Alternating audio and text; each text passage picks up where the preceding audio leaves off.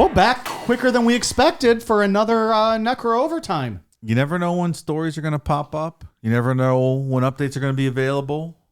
You never know. Shit's happening on stuff we've covered. We want people to know about it. Here we are. Back. Second episode of Necro Overtime. Do people like the first episode of Necro Overtime? I don't think so. No, Probably not. They hated it. No, Like, we don't give a fuck. Yeah. That series is over. Yeah. Why are you telling us more shit? Fuck off.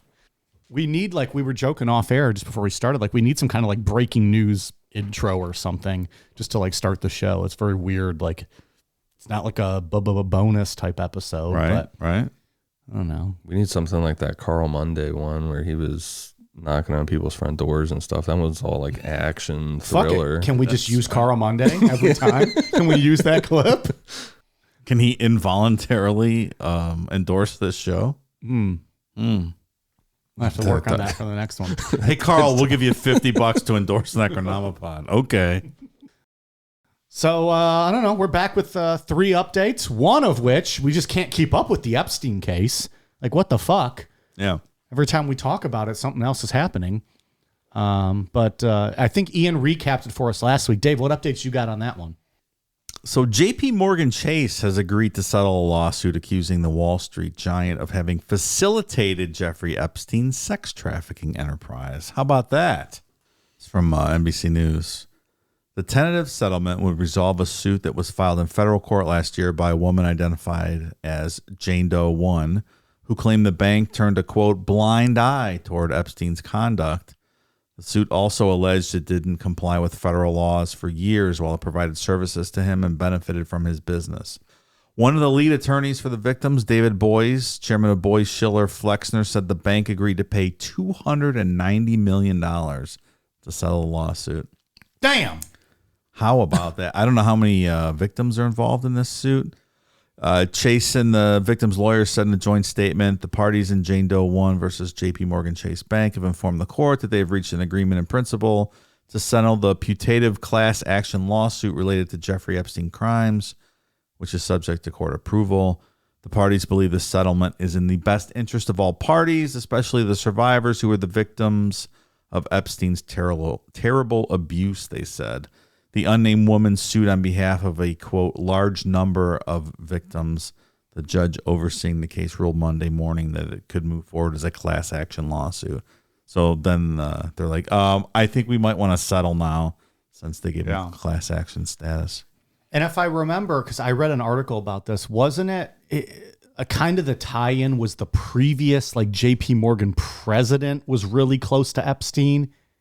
And that's kind of where a lot of their like, this is how they fucking knew what he was doing. Because there wasn't initially a lot of evidence provided that, like, why would JP Morgan know that any of this was happening? Yeah, other than he had some charges in 2008, some of those child abuse or sex abuse charges. But there was a president or something who resigned like immediately after the big Epstein arrest that they're kind of dating this all back to. Because the current, I don't know if it was the president or CEO was like, look, I just took this job. Like I had nothing to do with any of this. Yeah. But it was all dated back to like past close acquaintances of his. Yeah, that may be right. It said he was a client for 15 years until the bank severed ties with him in 2013. Does that line up with the, with that, what was the guy's? I believe that's in when Florida, the settlement in Florida. I believe that's when there were the charges against Epstein and when the president of JP Morgan resigned because of all of that tie-in with Epstein. Yeah. And that's kind of what they're, because I remember reading the article and went, okay, but what is the evidence against JP Morgan? Like they were providing him with money, but how did they know anything was going on? Well, but he had close ties with specific people. Yeah, and there's know your customer laws that you have to kind of keep, pay attention to that, know what your clients are up to, know what they're about. I mean, JP Morgan Chase financed Bernie Madoff for years too. And then it's like, oh, we had no idea like bullshit. You knew exactly what he was doing and they got off scot-free and they paid a fine like they always do. But I mean, but they severed ties, I think, when the charges were filed and when shit hit the fan. Yeah. I think. But this also said the head of Jamie Dimon, who's the head of JP Morgan Chase, said in a deposition last month he never met Epstein and had never heard of him until his arrest in 2019. Yeah, No, bullshit. It's just not true. That's the current? What it says? Jamie Dimon's the CEO of CEO. That's bullshit. That's complete bullshit, and you know it. Just like they didn't know what Madoff was up to with his, check kiting fund that he was using to fund the Ponzi scheme. That I bet you if you were a lawyer sitting in that deposition, that just feels like a slap in the face, like insult your intelligence when that guy says that he never heard of Epstein he never heard before. of him. It's just nonsense. Never heard Stop of her. it. Who is she? Who is this Mrs. Epstein? So those type of settlements to make you really wonder what would come out in a trial. sure, they admitted no fault, which I'm sure they admit no wrongdoing, but they're going to pay $300 million to settle. That's like Fox News. Because they were funding his criminal enterprise. That's like Fox News and Dominion. They Absolutely. settled that for almost $1 billion. Almost $1 billion. There's a reason why. Yeah. You just don't give away $1 billion. Yep. All right, well, stay tuned next week for more Epstein news because I'm sure it's going to start fucking rolling on out. Yeah. So if you're curious, go look back at the Bernie Madoff stuff and look at J.P. Morgan Chase's involvement in being his bank and his check kiting and like his $1.5 billion slush fund account that he used to fund all that stuff. So we didn't know anything about it though. Sure. Okay. Fired up Dave tonight. Because they're lying. Jamie Dimon is lying. That is absolutely not true. Come on. Maybe he doesn't read the ridiculous. newspapers. Maybe he doesn't read the newspapers. Maybe not. I'm sure he had like fucking lunch with Epstein at one point and just I never heard of him. Okay. like you're not the president of a bank like that and you don't know people like Epstein. But you still have to prove it, right? You have Sure. to show that there was something. And I think in JP Morgan's stance, they're probably saying, well, we don't want the PR of this with all the class actions. We'll just pay out this measly sum for them. And that'll be the end of it. Now this will go away and that'll be it. That's right. All right. Well, Free and clear, Mike. Free and clear. well, No wrongdoing. not in the jury of Necronomopod. We find you guilty, J.P. Morgan Chase. Guilty. All right, what's next? What are we going to talk about next? What updates we got out there? You all right? Well, you just spilled all kinds of I water. spilled my drink laughing.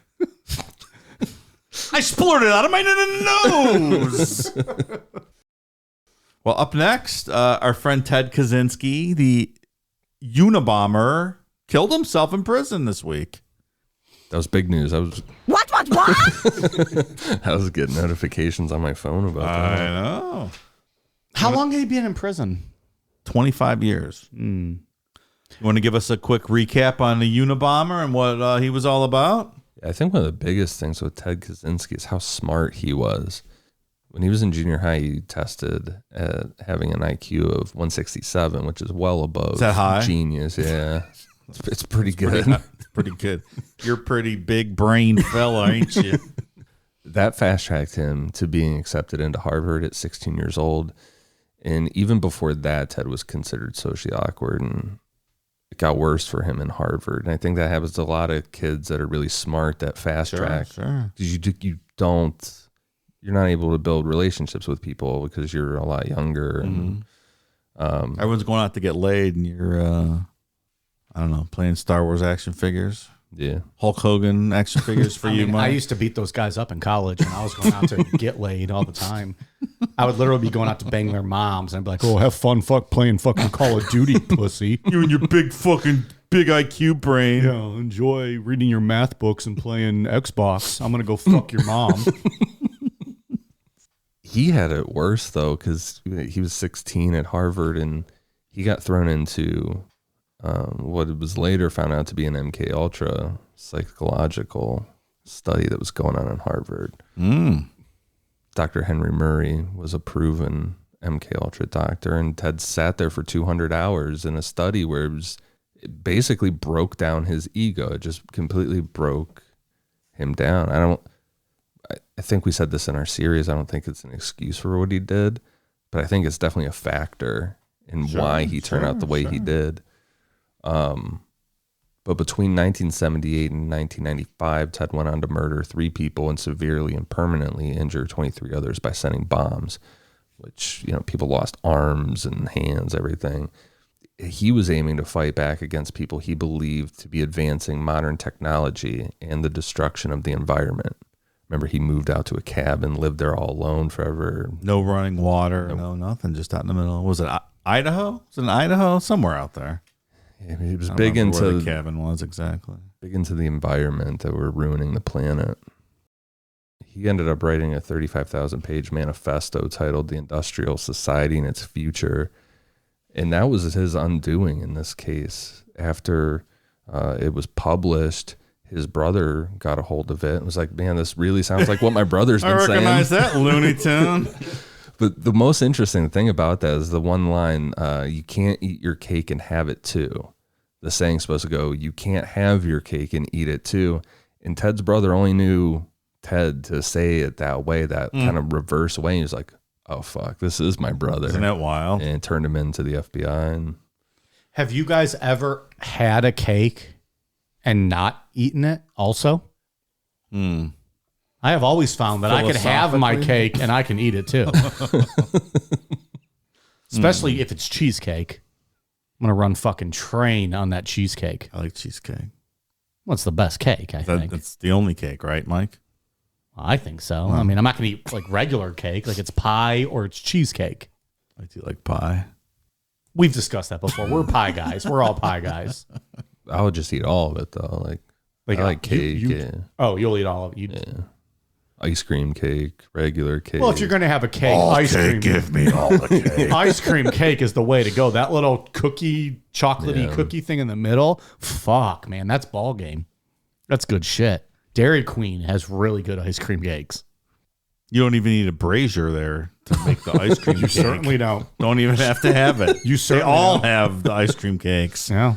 Brazierless or brazier. Especially because those have been gone since like 1984. So, yeah. So what's the update? What are we I know you said at the beginning, but is there a story to it? Yeah, I have the news story. I'm not sure it tells you much more than what I've already told you, but He dead. He dead. he killed himself. Ted Kaczynski, the man known as the Unabomber, died by suicide in his prison cell after having served more than 25 years of his life sentence. Kaczynski, 81, was found dead Saturday in his North Carolina prison cell. The Federal Bureau of Prisons confirmed. He was transferred there in 2021 from a maximum security Colorado prison because of his declining health. So was he in a Supermax out in Florence? I think he was, right? Yeah. So Because Timothy McVeigh was out there with him. Remember, those two got along. Like they shared. Of course they did. Yeah. Their ideals lined up, but yeah, Ted said that he was too conservative for him, but he understood where he was coming from. The state's chief medical examiner will conduct an autopsy, which is standard protocol. Kaczynski was diagnosed with cancer. The type and severity are unclear. 3 people were killed and 23 others were injured in 16 explosions created by the Harvard-educated Kaczynski. His homemade bombs were sent by mail, including an altitude-triggered explosion that went off on an American Airlines flight. Oh, boy. Yeah, that's when it got serious, where they're like, okay. Yeah, we can't have that. Yeah. I believe after the plane one, they gave him the name Unabomber because it was universities that he was targeting at first. Yeah, the name Unabomber came from the FBI code name used in this case, Unabomb, which was created based on the university and airline targets. You're exactly right, Ian. Wow.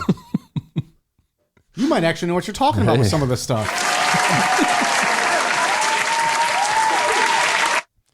Kaczynski was arrested in 1996 at a cabin where he was living in western Montana. Authorities found a live bomb, components to make more bombs, and 40,000 handwritten journal pages that included bomb-making experiments and descriptions of his crimes.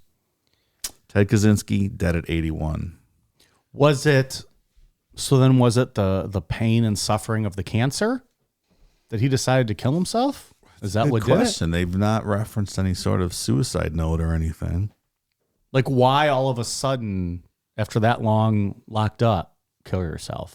Do you want to die of cancer in prison? I don't know. That seems pretty awful happening at home, but let alone in prison. You want to go through that?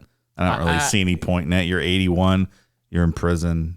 you're going to go through that diet cancer. Yeah, I could see the suicide angle. Yeah, I mean, if it's going to be a painful cancer, I don't know. Yeah, what's the point? Understandable, I think. When did we cover that? Long time ago. Yeah. It's been a long time, yeah. His stories, it gets interesting. The search for him is interesting. But at the end of it, he's just obnoxious. It's like, fuck off. Yeah, he knows better than everyone else. Yeah. Just this anti-technology, anti-industrialist. Like, I get what you're trying to say, but you didn't accomplish anything. You just ruined a bunch of people's lives. Sure. Yeah. We all moved on. Everybody's using iPhones. Did nothing. It's not slowing down, so... DoorDash comes to my house anytime I want. I watch any movie in the world. I love technology, Ted. Get fucked. I can wear my AirPods all day long and do my shit. The three of us hang out and talk in the fucking microphones, and a bunch of people listen and seem to enjoy it. Fuck you, Ted Kaczynski. Yeah. Fuck you. Fuck you. Oh, hate your guts. All right. That's all I got to say on that. Yeah, that's that one. All right, what's next? The last update, our friend Paul Bernardo, who, if you recall, with his girl Carla Homolka, like to rape and kill people. He was transferred from a maximum security prison to a medium security prison the other day. And not much notice was given. No one really knew about it, and they failed to give any sort of notice to the victims' families, and they were quite irate about it. Who makes that decision? That's a good question. So they're looking at the Bureau of Prisons person, and everyone's all up in arms. So it's an ongoing story. Okay. Well, let's get a quick refresher, and then we'll... I remember not remembering much at all about this story. Oh, that's weird. At all. The two of them together were called the Ken and Barbie killers because, Paul, they were both attractive people. Like, you wouldn't look at them and think they would do what they did. It's like Dave and I. Like, we're both attractive people. You would never, and you as well. You would never think we would ever do such harm. Literally, I know. The pussies I've slayed. Mr. Self-Promoter. We could have done an episode on Paul Bernardo without Carla Homolka. Like, if he would have never gotten involved with her, we could have done an episode on him, because before they met, he had already raped 14 women and attempted to rape 6 others, and already had a nickname, the Scarborough Rapist. Yeah.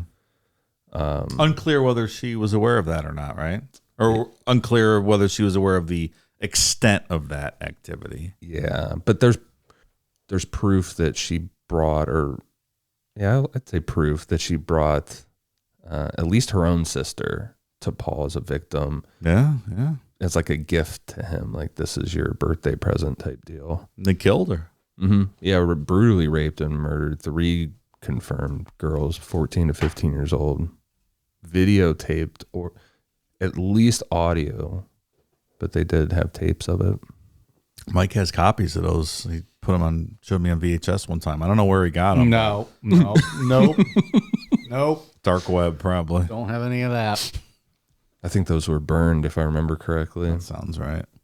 Which makes it all the stranger that Mike was able to get his hands on them. Right. I have no such films. Not the record show.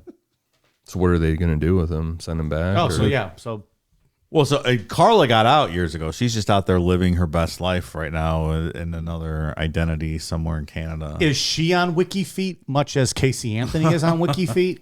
That's a good question. I'll look it up. She right was now. also a good-looking girl. Declan, look up Carla Homolka's feet. He's going to look it up. So this is from the CBC. Families of Paul Bernardo's victims question serial killer's prison transfer. Correctional Service of Canada gave no reason for the move to medium security prisons, citing privacy laws. The lawyer for the families of 2 of Paul Bernardo's victims say they were given no warning or explanation about a recent prison transfer that saw the Ontario serial rapist and murderer move from a maximum security facility to a medium security prison, a move they oppose. And it's much easier to escape from a medium security prison, so fuck yeah, you're going to oppose that. Next thing you know, the guy's out and he escaped and, who knows what. Timothy Danson is the lawyer for the families of Kristen French and Leslie Mahaffey, The teens who were kidnapped, sexually assaulted, murdered, and dismembered by Bernardo and his then-wife, Carla Homolka, in the early 90s. Danson says the Correctional Service of Canada informed him by phone this week that Bernardo had already been moved from Millhaven Institution in Kingston, Ontario, to a medium security prison in La Macasa, Quebec, about 200 kilometers northwest of Montreal. I had the task of communicating this to the families. It's devastating to them. It takes them back, said Danson, noting that the families feel disappointed and hurt. Bernardo, now 58, was convicted of first-degree murder in the girls' deaths in 1995. He was also convicted of manslaughter in the 1990 death of Homolka's 15-year-old sister, Tammy. Oh, yeah, she was 15 years old. Mm-hmm. All their victims were underage. Ugh. He was sentenced to life in prison with no chance of parole for the first 25 years. Bernardo began his sentence at the Kingston Penitentiary, and when it was closed, he was transferred to Millhaven. Danson said news of the transfer means the families feel victimized all over again. This just brings back all the horrible memories that they've been trying to suppress and control over these last number of decades. So it just brings sadness and despair and disbelief to them. CSC usually does not comment on offender transfers, but in a statement to CBC, Kevin Antonucci, the acting senior communications advisor, confirmed that Bernardo had in fact been transferred. Antonucci also assured the public that this offender continues to be incarcerated in a secure institution with appropriate security perimeters and controls in place. Bernardo applied for parole twice, once in 2018 and again in 2021. He was denied both times. Yeah, he doesn't need to go anywhere. No, he can stay there. I agree. So they're essentially saying that it's a privacy thing and they don't really give out prison transfers for the safety of, the police and jail or whoever's going to be facilitating the transfer because, if he had people helping to escape, then that would assist in their planning of breaking them out of prison. So I understand. It makes sense. You don't really want to broadcast that information out there, but I can also see the families not being so happy about that or just not being informed, I guess. And if his life is easier in medium security versus high, I mean, I don't know, but also that if it is, I would be pretty pissed off about that. Yeah, because their crimes weren't normal. No, they weren't just like murdering. They were very brutal crimes. Carla Homolka should not be walking around. Yeah, she got limited immunity from testifying against him. Yeah, it all pinned on him, and she got some kind of deal where she got out. Not too long. She's been out for a long time. Our buddy Luca Magnotta said that he was dating her. Remember? That was his. I don't remember that. That was one of his claim to fame things on the internet to get attention. Luca Magnotta was one of our first year episodes, right? Wasn't that 2019 we did him? I think so. Yeah, sounds right. Yeah, he pushed that far enough to have the Sun call him for an interview. Are you really dating Carla Homolka? No, I'm killing cats. What's it to you, bitch? I'm a little busy. Did anyone reach out to Carla for a comment from her? I think she's married, has kids. She's just really just living life. I think so. Yeah, and people were not happy with that. Community was not thrilled. No, I wouldn't be either. I get it. Is it tough to live with yourself when you sort of delivered your 15-year-old sister to this guy to get killed? I think if you're enjoying it, you're probably fine with it. Question we should ask her, Dave. Why don't you go get her on the phone? Declan at carlahomolka.com. Email her. It's carla.homolka at Yahoo. Yeah. At Ask Jeeves. It's either at Yahoo or Hotmail. Check one of those. Ask her if she will do a live interview with Dave Namapod. But he's not going to pull any punches. He's going to ask the hard-hitting questions. All right, he's going to do that. All right. He better, because thanks, Declan. He wants that peanut butter and jelly sandwich I made for him for tomorrow. All right, well, that was a good news show. Little quick updates. Yeah, those are the updates we found this week. More to come, I'm sure, with all kinds of stuff going on. We like to scour the internets for, or what do you call them, the interwebs? The interwebs. Scour the interwebs for updates to past stories, just to keep the public informed as to what's going on. Yeah, just fun stuff to do, just to kind of update on stuff we covered maybe years ago It's always good to update it. We're not going to do a whole new show on something just because there was a little update. So do something like this. Yeah. Now we're going to close out the show with Mike reading all 35,000 pages of the Unabomber's manifesto. So we will talk to you next week. Sit back, pour yourself a drink, and here we go. Bye.